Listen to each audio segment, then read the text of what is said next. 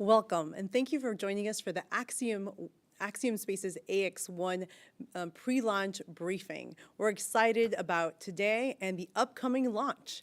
Moments ago, the leaders at NASA, SpaceX, and Axiom Space met for the pre-launch for the Launch Readiness Review, the LRR, and today they'll discuss a little bit about what was talked about at the LRR and what it looks like for tomorrow's launch.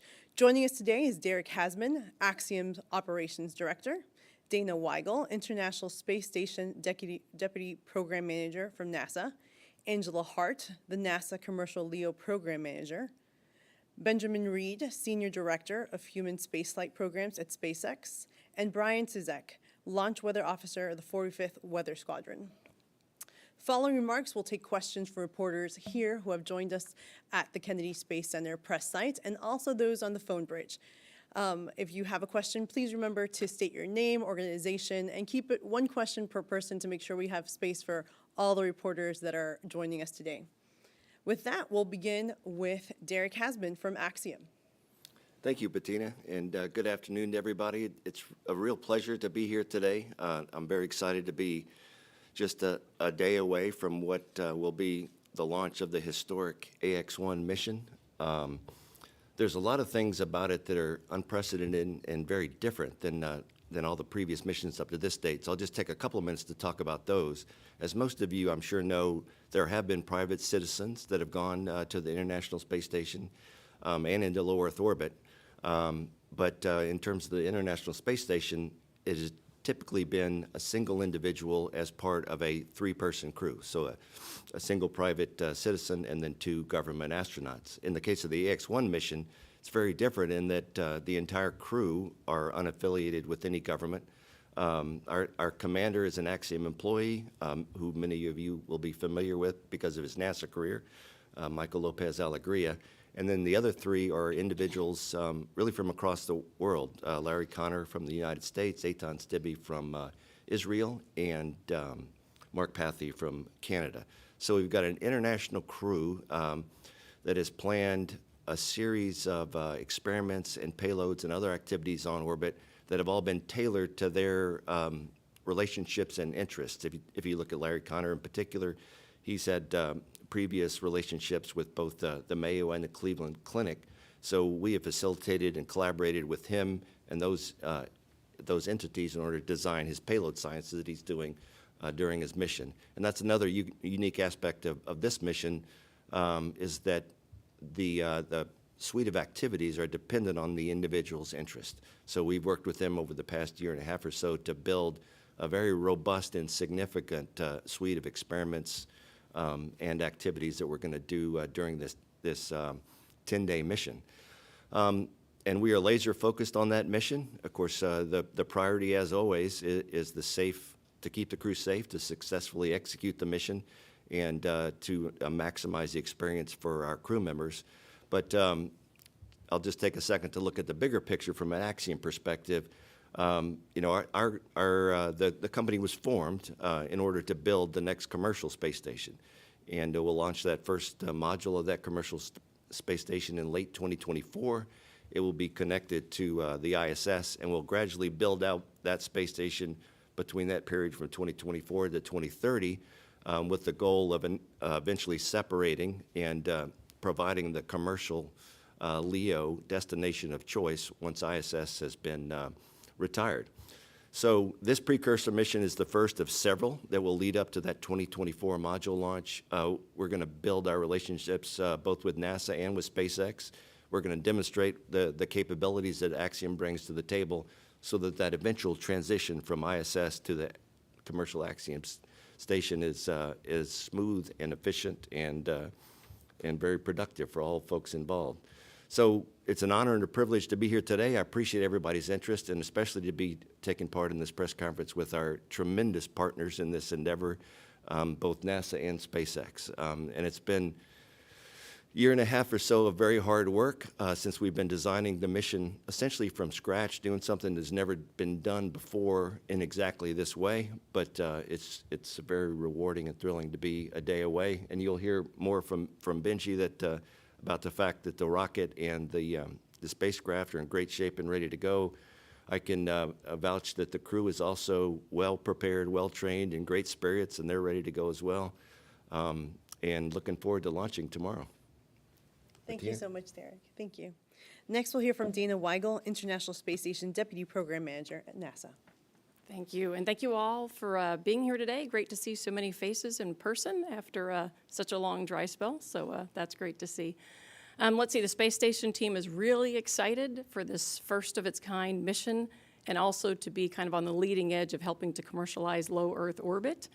Very exciting for us to be partnered in that campaign, both with Angela's team and also with the Axiom and SpaceX teams. It's been really, really busy for us on board the vehicle. Over the last few weeks, we've had 2 U.S. spacewalks. We welcomed a new Soyuz crew. As you all know, last week Mark Vande Hei came home on the Soyuz with his cosmonaut crewmates. He did set a new record, which is really exciting for us. He has the longest single spaceflight mission of any American with 355 days on orbit, which is really impressive. Hopefully tomorrow we'll be launching Axiom. After the Axiom mission, actually during the mission, if it launches on time, we will have 1 Russian EVA, and then not long after that, we've got another Russian EVA. As you know, right after the Axiom mission, we'll be launching Crew 4, and then Crew 4 and Crew 3 will do about a 5-day handover on board with each other, and then we'll bring Crew 3 home. In May, mid-May, we've got the Boeing OFT-2 mission that we're looking forward to, and then in early June, we've got the SpaceX 25 mission. So a lot of activity going on, and to echo what Derek says, safety is always our highest priority, and so we're willing and able to stop, take a closer look at whatever we need to. But in terms of space station, we're in great shape and ready for all of these missions. The Axiom mission itself will dock to our Node 2 Zenith port, and their docked portion of the mission will be around 8 days long. Derek mentioned some of the activities they're doing. One of the really neat things for us is the research that he was talking about is sponsored through our Space Station National Lab. And so this is a great opportunity for us to be able to open up the space station's world-class research facilities to a whole new user community. So that's really exciting for us as well. I did talk to the onboard crew last week, and they're getting ready for the mission. They're really excited to welcome the Axiom crew on board, and excited to get to be part of this first-time historic mission. You know, that was a big point that they made, is that, you know, I mean, this is pretty exciting for them too. It's new to them. You know, folks always ask us where people are sleeping on board, so I figured I'd go ahead and just throw that tidbit out there in anticipation of being asked. Similar to what we do when we have direct handovers and extra people on board, we go and kind of look at the real estate and what's going on to figure out where to best put people. So we'll have 1 crew member in Dragon, 1 in our airlock. We'll have 2 people in Columbus. One of them will be using, we've got a new crew quarters that we flew up, so 1 will be there. The rest will be kind of in a camp-out configuration, just like what we do with our crew during direct handovers.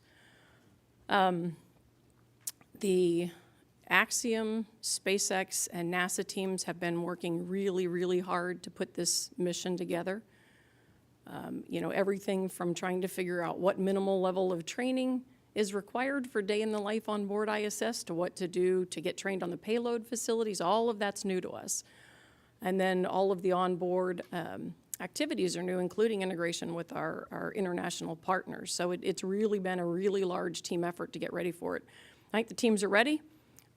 They're ready to go launch and go fly this mission. And so I very much appreciate all the hard work they've been doing to get us to this point. And with that, Bettina, I will hand it back to you. Thank you so much, Dina. Next, we'll hear from Angela Hart, NASA Commercial LEO Program Manager. Yes, first I want to thank everyone and reiterate what my colleagues have already said. We're super excited to be here today. Really appreciating you being here at Kennedy Space Center, braving the weather this afternoon, hoping that'll be a good sign and it'll clear up for us tomorrow. So, and glad that there's a lot of interest in this. As everybody has noted, this is a historic event. It is, we are super happy to be here to report our readiness and our readiness to move forward with launch tomorrow. This mission really represents a significant milestone for our plans for the development of a sustainable LEO economy. It is one step forward in the overall strategy that NASA had put forward a few years ago to stimulate demand by utilizing the ISS to conduct commercial activities. This mission, which we call a private astronaut mission, and you may have heard the acronym PAM used sometime when people are talking about it, is one of many that we hope to continue to have. They are going to be conducting additional commercial activities that we've not done before on ISS, so the further use of ISS to strengthen our industry partnerships to continue to do more and more commercial activities on station. It is also, as Derek mentioned, a stepping stone toward their demonstration of activities that they will use as they move forward in the development of commercial LEO destinations, which is a prime goal of my program. And so we're super excited to see this. We know we're going to learn a lot from this first mission, working side by side in a very aggressive schedule on orbit during those 8 days between the NASA astronauts and the private astronauts. We're committed to continue these future private astronaut missions, and we are currently working to finalize our contract with Axiom for the second private astronaut mission that is being worked as we speak.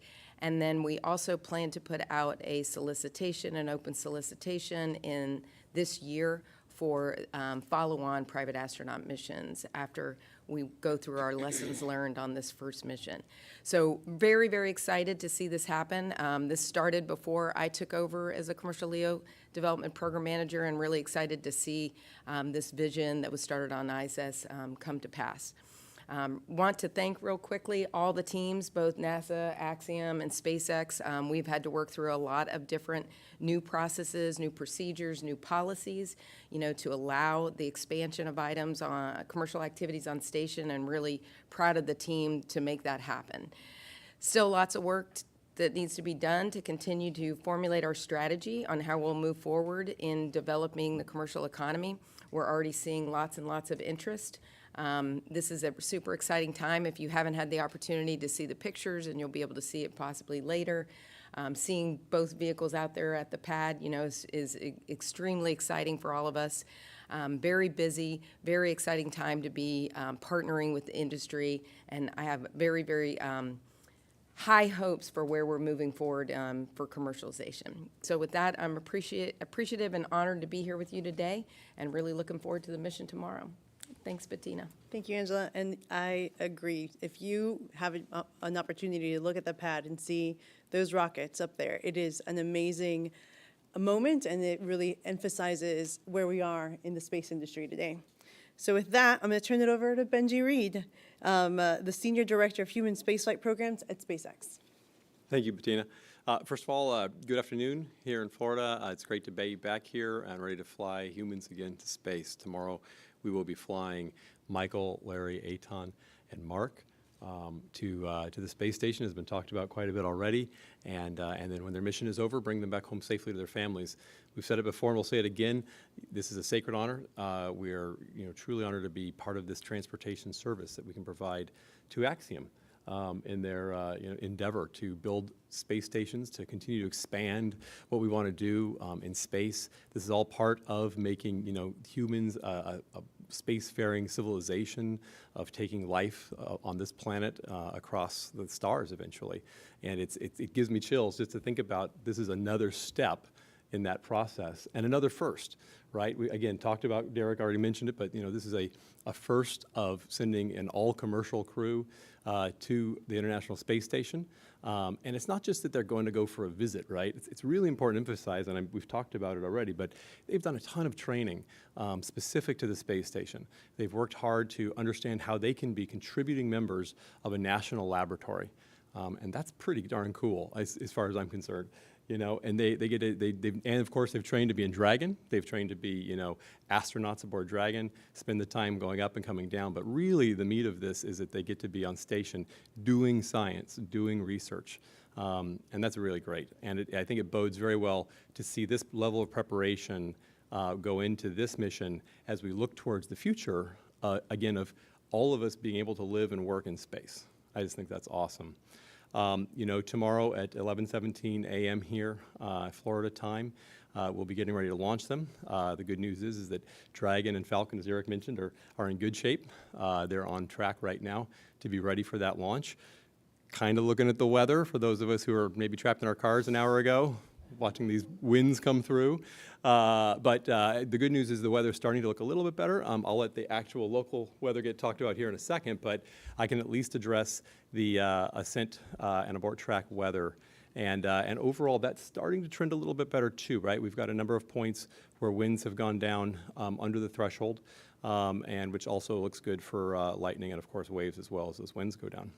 So it's looking really good. Again, it's an honor to be part of this, to be here again with a lot of friends and colleagues from many years of work. Ever since my first day at SpaceX, I've been working here with Angela. And I can attest to all of these great folks that we get to be here and be part of this. And finally, of course, a big thank you as part of that length of partnership to NASA.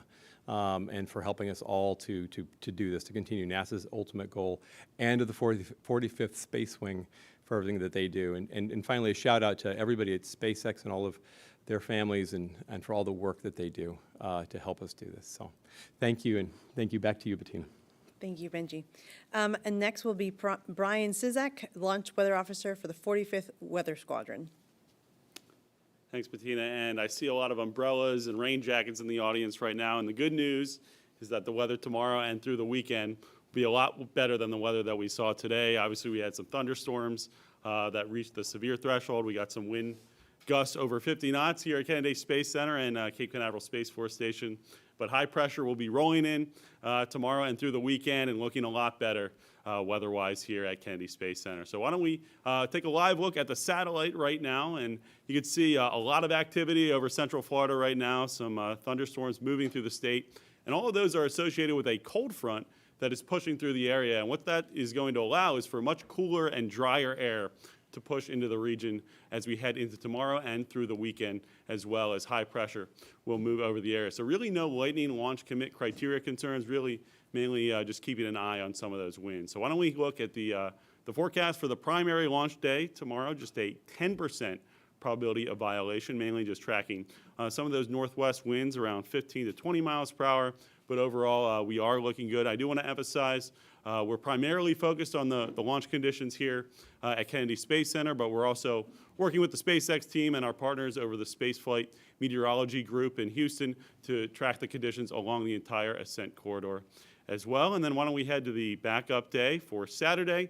A little bit windier, still just a 20% probability of violation. None of those lightning launch commit criteria concerns, just kind of looking at those liftoff winds. Still a little bit breezy coming from the northwest, around 17 to 22 miles per hour. And then as we head into Sunday, the weather is looking fantastic. High pressure essentially camping directly overhead. It's going to be a bad day to be a cloud here at Kennedy Space Center on Sunday, but overall, weather looking good for Sunday as well. So that's about all I have for weather. Bettina, back to you.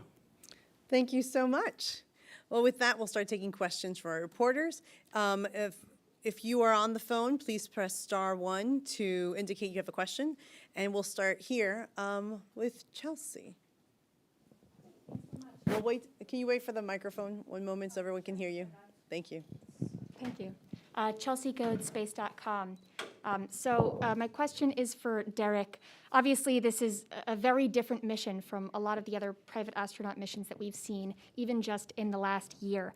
I'm curious what you think the precedent that Ax-1 will be, and how do you think that will influence the future of these missions? And I feel like this might also go to Dana or perhaps Angela as well, as I'm curious how this will also look in the future on the space station and in low Earth orbit. Will we be seeing this kind of thing routinely, and how will that affect dynamics on the space station and how operations actually continue through the station's tenure?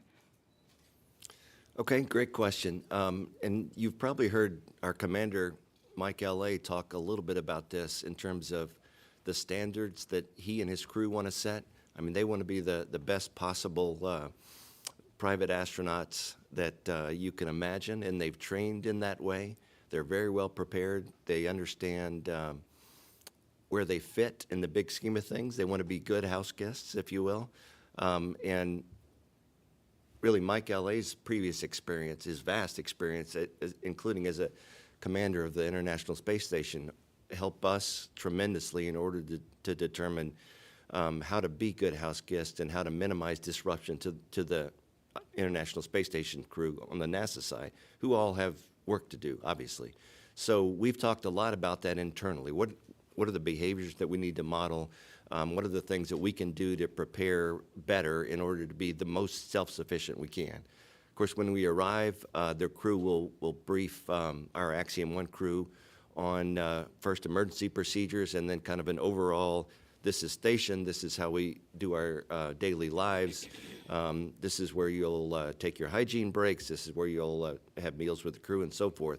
So there'll be a series of briefings when we first arrive, and after that, the Axiom crew will go off to execute their timelines. Mike L.A. will be a resource, of course, since he's been there before, and he'll help our crew in any way he needs to. And in addition, NASA has made available to us time on the station crew's part as well to help in any way they can. So our goal going into this was really to set the bar very high and to demonstrate to everybody involved this is a realistic thing to go do, that it can be positive, that it can be impactful, and from an Axiom perspective, we want to do this several more times, many more times. So it's on the mind of both the crew and our Axiom ground team to do this the very best way that we can. Let me just add that from my standpoint, when you talk about previous citizens who've flown to space station, and we usually refer to them as spaceflight participants, historically they've flown up on the Soyuz and they've come over to the U.S. segment, but their interest is usually in two different things. One is using our cupola so they can get great photos out of the window, and the other is using email. So really, our experience to date is really, really limited. And so here we're taking on not just one crew member, or two. We've had, two guests before. But they're really there just very temporarily. And so they really don't need to train. They don't need to understand a lot. This is completely different. So here we've got 4 people who will be living and working on board our vehicle. Our crew members go through 2 years of initial training when we first select them. And then they go through off and on training throughout the years, and then finally it culminates in intensive flight-specific training for like a year and a half. And so this is very different, for us. So now the challenge to us is to figure out how we can make this lean, but arm the Axiom crew and the Axiom team with what they need to be successful on board. We're all gonna learn a lot from it. But again, they are living and working on board, our segment. It's very different from our standpoint compared to what we've seen before. I would just add that both my colleagues have talked about, how we're ensuring the safety and that the ISS operations aren't really impacted. From our point of view, we're really looking at this in terms of what do commercial missions want to look like? What are the customer needs? What are the markets that are interested? And so we're going to learn a lot from that. We all mentioned a lot of the hard work that got to get us here. A lot of that was to ensure that we did not impact station and that we did all the right things to make sure that that happened in a proper way. But there are a number of pathfinders that are on this mission to see how they operate. Axiom is doing a number of tech demos that lead toward their commercial destinations. And I expect when we have this successful mission, we're going to see an outpouring of other interested parties that are going to be interested in what they can do on the ISS. Our offices works really closely with headquarters to determine, what's that right mix of what you can do on a government institutional facility versus a private facility, which will look much different when we get to commercial destinations.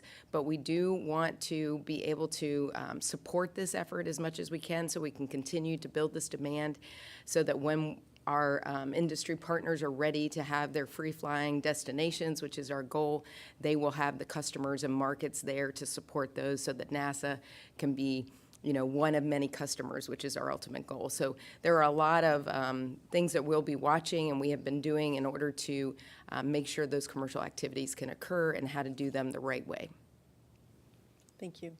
Marcia? Shadena, Associated Press. Probably for Derek or Dana.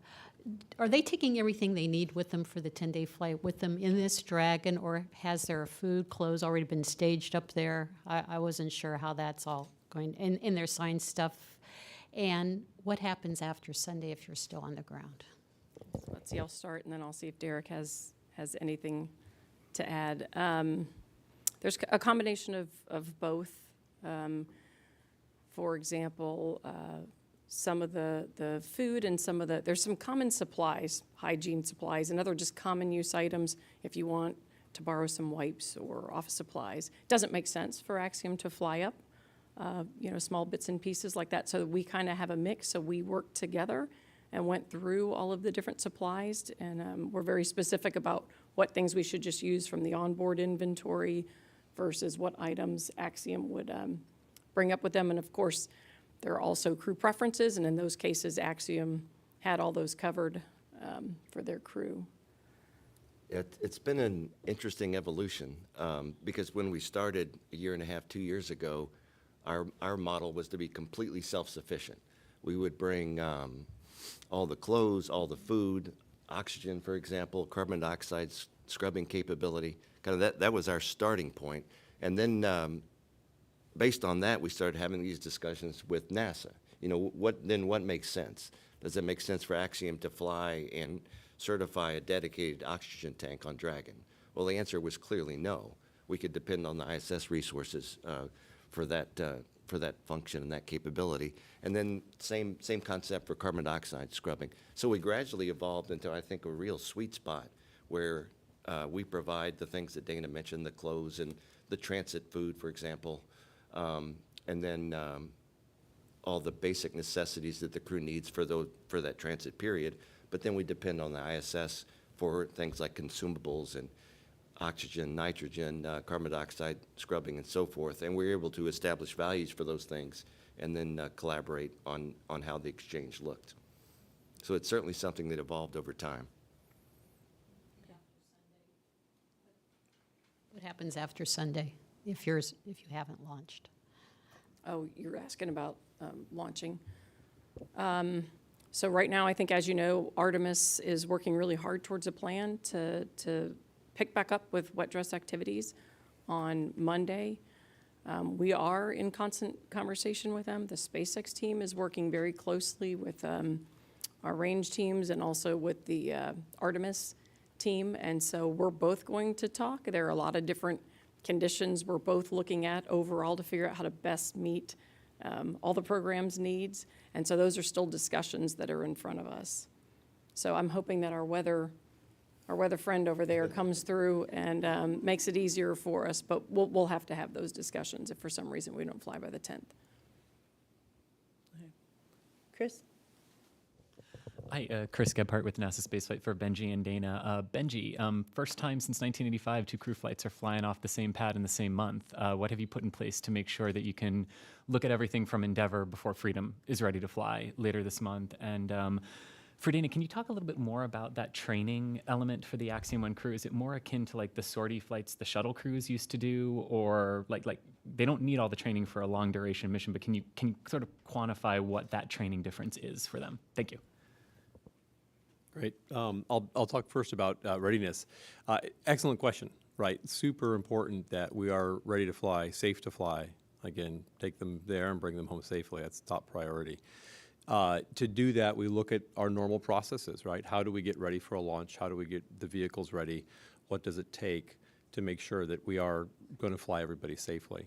And you look at that processes, and you look at those timelines and those processes, and you lay them together and make sure that this timing, as you mentioned, within a month, right, is going to work out. And we feel very good about our readiness to do that, and with margin, right? You also don't want to put yourself in a spot where you don't have any margin left over. You lay in things like weather and whatnot, and of course we have to work on that. So we're really bugging you, but I'll do my best.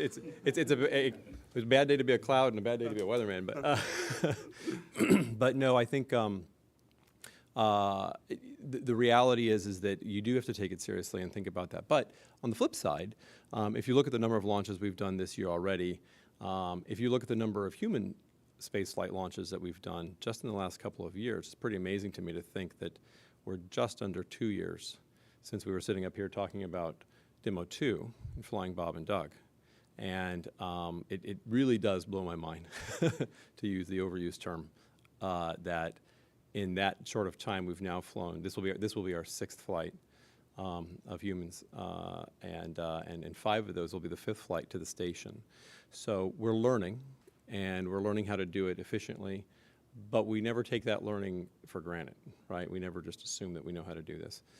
So I think we're ready to go. We wouldn't be go as of our launch readiness review if we weren't ready to go. We looked closely at that ability. And as we've mentioned on a number of other things, we are in close contact and daily, more than daily, with NASA teams on this interplay between the 2 missions.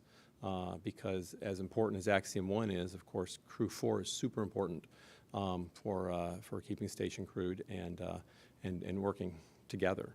So we're ready, but we're keeping a very close eye on it, of course. We're going to take a question from. Yeah, sure. Let's see, for our crew members, they've got to do a really wide range of activities on board. And so we have what we call specialist training flows, which is a pretty intensive degree of training in a certain area. Examples include spacewalks, how to use your spacesuit, how do you do spacewalks, robotics training, and then just maintenance of the vehicle. So if the oxygen system goes down, getting into a rack and replacing components. The toilet going down, for example, which happens a lot. It's a very popular piece of equipment. And so, so there's a really deep level of training required to do that, and it's very different from someone who's a guest.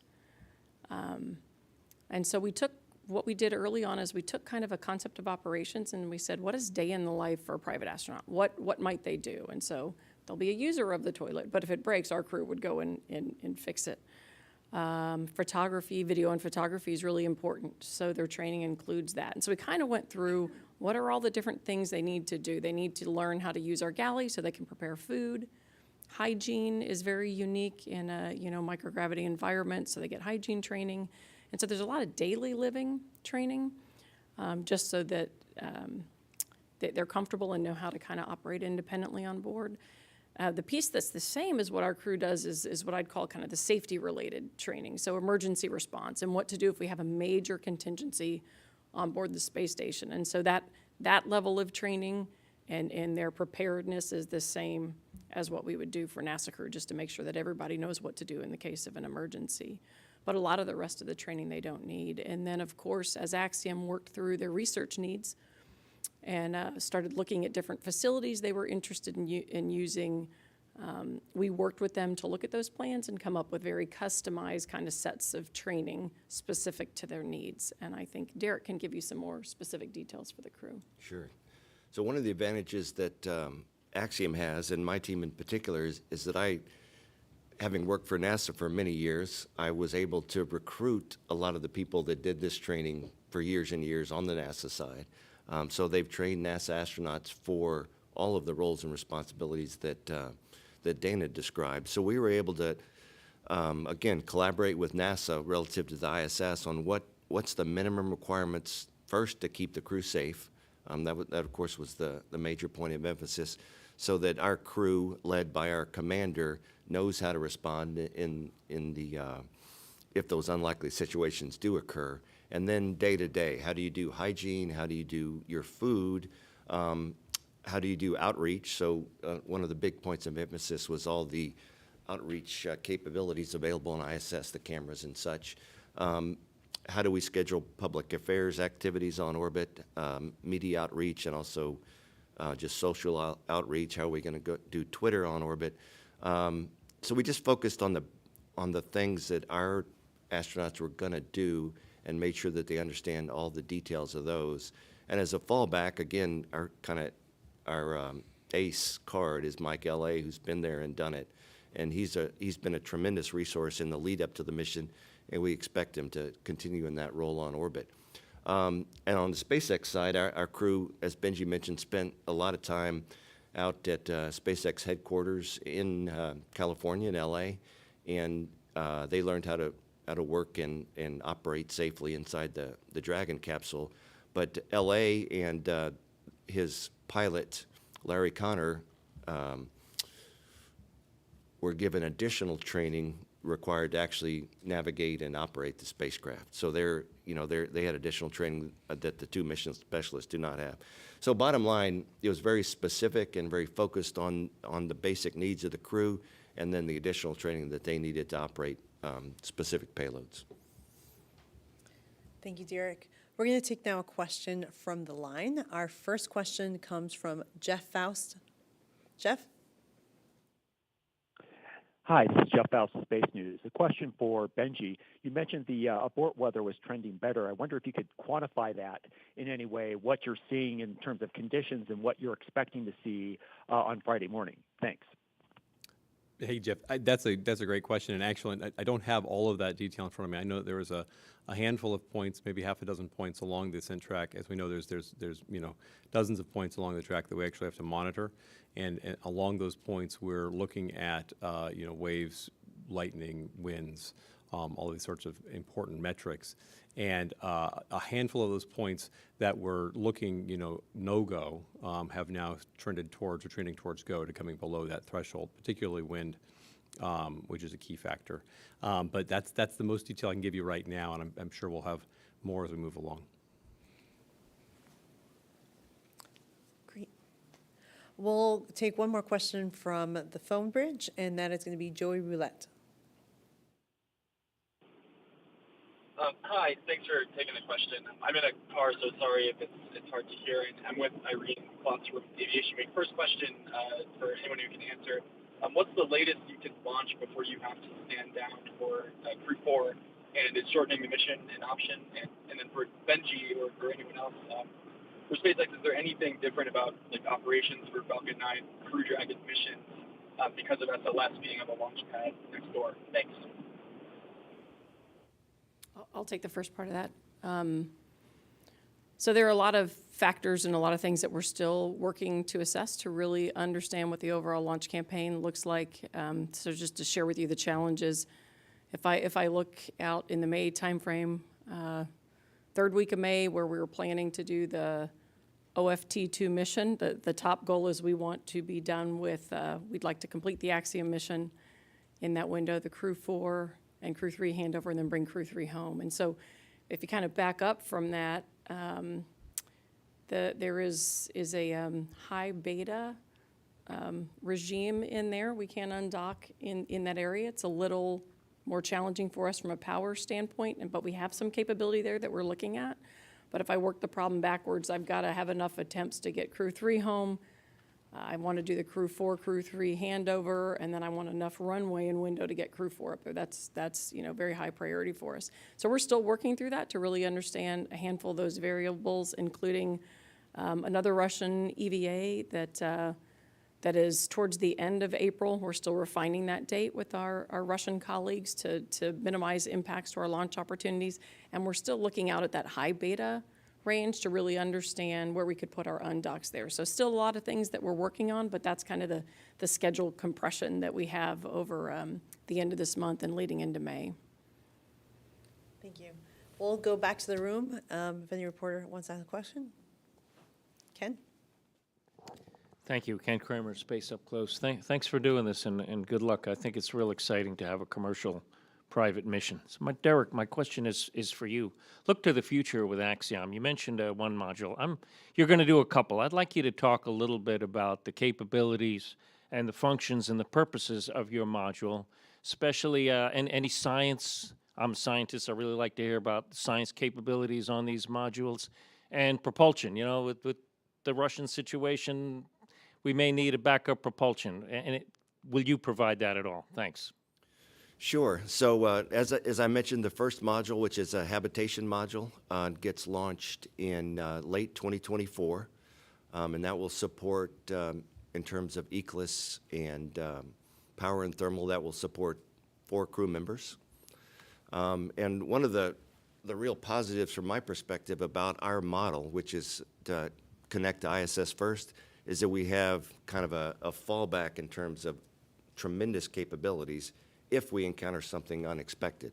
If we have a failure that we don't expect, you know, our ISS friends via power flow through, thermal flow through, can help us kind of weather the storm, if you will, and continue with the program. So one of the things when I was actually considering coming to Axiom, looking at the overall concept, that very much appealed to me.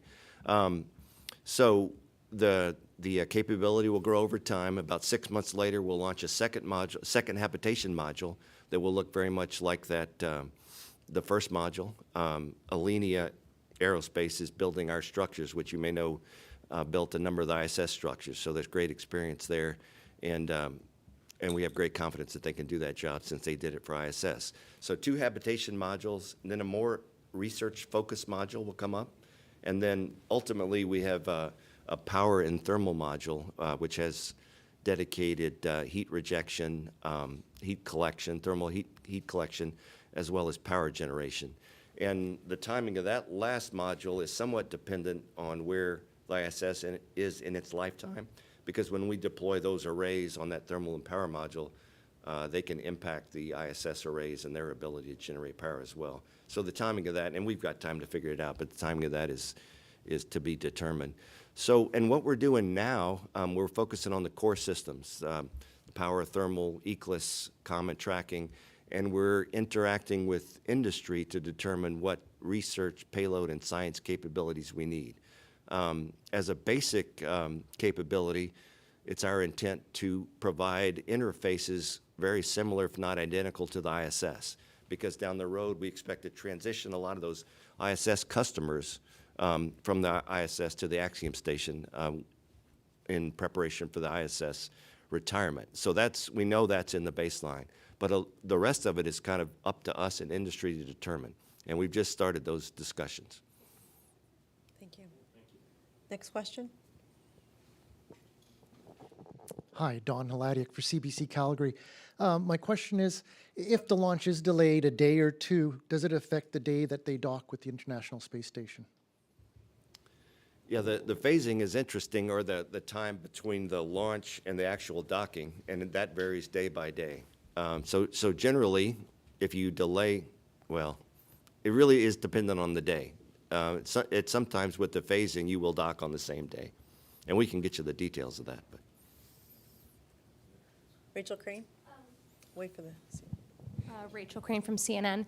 With all the talk of the future space station, I'm curious to know what the transportation arrangements will be. We know right now that Station and NASA, they're supporting 2 private missions per year. What are those? How is that going to change, and how are those conversations going? so in the short term, we have an agreement in place with SpaceX for the next 4 commercial flights to the International Space Station. For including the Ax-1 mission.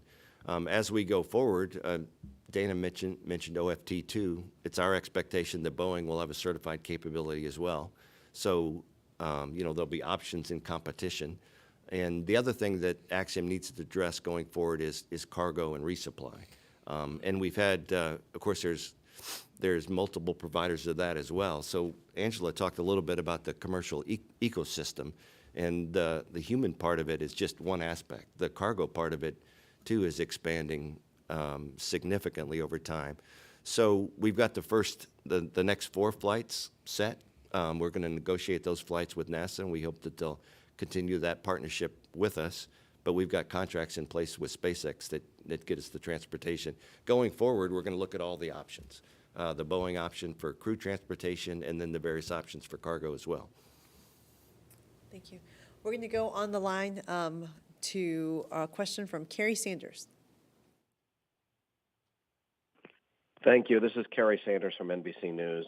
I think you've answered this question, but I'm speaking to a very general audience, and so I asked somebody to address it again. If they're not space tourists, can you explain the difference of what these members of the crew are? Sure, it's a little bit of a subtle nuance, but when I make the distinction, I think about their mission plan. And for the individuals that we're flying on Ax-1, they all have meaningful research that's connected to things that either have been done before on ISS and we're continuing, or areas of interest to them personally. And one thing in particular is aging and how the environment of space can be used to address that. Heart health is another thing that one of our crew members is assisting in the investigation of. Stem cell research as well is in one of the suite of payloads and science that our crew will be doing. So it was important to us that we build a very specific mission timeline that was tailored to their interests on the ground and the relationships that they have with various entities and institutions, and also that kind of open up the capability of the ISS. And Dana mentioned this previously, but there's opportunities out there that don't have a way to get to ISS, and what we're doing with these private astronaut missions kind of opens up those opportunities. So I would say the distinction is that our guys aren't going up there and floating around for 8 days taking pictures and looking out of the cupola. I mean, we have a very intensive and research-oriented timeline planned for them, and it's significant. We think they're going to be very busy, and if there are issues, we've got the right ground team on the ground to help them with that. But the word is ambitious, I would say. We've got an ambitious timeline for each of our crew members that involves real research that is going to kind of press understanding as we go forward. Thank you so much. We're going to take one more question from the phone bridge. Ed Ludlow from Bloomberg. Hey guys, thanks very much. Can you hear me okay? Yes. Benji, this one's for you. A similar question to what NASA's been dealing with recently with all the traffic on the range. SpaceX also has a lot going on at one time, including the moving goalposts for Crew 4. Could you just explain a little bit how the preparation for Axiom, the Falcon, the Dragon capsule, how you manage that alongside the roster of other Falcon boosters that you have for other missions? And, is it sort of disruptive to those other projects, or is it complementary into the work that your teams are doing on an ongoing basis? Sure, absolutely. It's a great question. Complementary is a good word, and partnership is another one. We work closely together with NASA. I think Dana may have mentioned it, but our launch chiefs work with, for example, the SLS launch chiefs as they look at the SLS operations. We've talked a little bit about competition, and Derek was talking about cargo and crew providers. We're a big believer in competition. We're a big believer in having an ecosystem and lots of people working together. So in order to do that, you have to plan and have great communication and great partnerships. So as we move ahead, we make sure that we're not stepping on each other, we're not getting in each other's way. It's a competition to have lots of providers, but it's not a competition to get people safely to space or get cargo safely to space. The point is to let's have us all be successful. And so that comes down to communication and trust and partnership and transparency, a big one. We all work very much towards transparency of what are the needs and how do we solve the problems, right? It's a very data-based approach. In terms of our own preparations, SpaceX, on one hand, it always seems like, wow, we've come a long way really fast. But on the other hand, it's been a number of years, right? And we have a lot of folks that work very hard, a lot of very smart people who work hard to have evolved where we are and the number of launches that we do. In the about 11 years that I've been with the company, I've seen that evolution. And we do the same thing, right? The important thing is to do repeatable work in the right way to do it, that the data indicates that you should do it, and constantly learn how to make things more efficient and safer at the same time. So we prepare our rockets in the same way, whether we're launching one this week or two, or one this month or 4 or 5 this month. Same thing with the Dragons, right? And we have multiple facilities where these are being prepped, and then they're brought, to the main hangar at the launch site to be ready to go. So it's not about, we've got to do something very different. It's actually not the goal. The goal is to do what works, do it right, and just have more capability to do that thing that works, and that's what we do. Thank you. Next question comes from Will from News 13.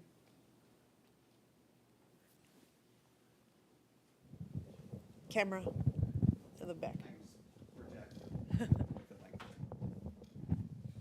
Yeah, thanks for taking my question. This one is for Derek Hassmann. looking forward to once Axiom starts flying its own modules, will EVAs be a part of that plan? And if so, what might that look like as far as the work that they'd be doing? And I guess follow along for Angela Hart, could that potentially happen on the ISS side as opposed to connected to the Axiom module itself? Thanks.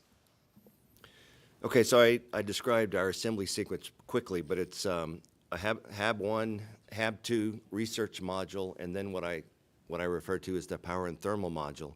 One other capability in that power thermal module is an airlock capability. That's our current assembly sequence. So at that point, we will have the capability to do spacewalks independently using the Axiom station. So, I mean, that's a future question. When that capability comes forward, we'll walk through what the partnership and Axiom's needs are.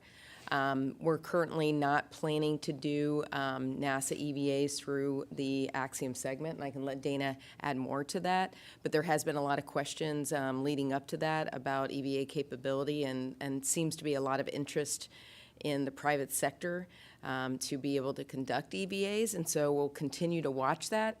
And as the commercial capability related to EVAs expands, evaluate how and what can be done on station, and then how NASA is going to be able to use that capability as well. And so a lot of those are open questions. As I said, we're going to learn a lot as this evolves and figure out what the best way for us to use those capabilities. We're really looking to commercialize LEO. We already, NASA just put out a commercial EVA contract, that leads into that as well. So there's a lot of different pieces to that, and I'll let Dana talk the specifics related to station itself. Yeah, there are a few other kind of unique considerations when you look at what it takes to do a spacewalk. I mean, one of them is the suit and the vehicle itself, speaking specifically to the airlock. They're really one big integrated system, and so you can't swap and interchange suits into different airlocks, and so part of it depends what suit is NASA using, what suit did our crew train in, what suit is Axiom using at the time, so there's a lot of kind of unique aspects. Spacewalks are dangerous. They will continue to be dangerous. You're more exposed in an environment in general. The level of redundancy you can put into a backpack is less, and so it's really important that the crew train in a specific suit within specific environment. So there's a lot that really goes into looking at how do you safely and smartly do it. The other aspect is the suit and the suit's capabilities are very much tied to the outside of the vehicle and what you need to do the spacewalk. So for example, today we have foot restraints that we can put in different locations to give the crew stability for working. The boot is specifically designed to fit in the foot restraint. And so there are really a lot of interdependencies, so it kind of gets complicated when you look at it. So I'll be happy to have more capability in all those areas and have those discussions, but we just don't know enough at this point. Thank you. And with that, that was our last question. Thank you so much for joining us today. And we look forward for you to participate and join in the launch. It is scheduled for tomorrow, Friday, April 8th. Launch is at 11:17. Please join us on the webcast. It starts at 7:50 a.m. So tune in to axiomspace.com and go Ax-1. Thank you.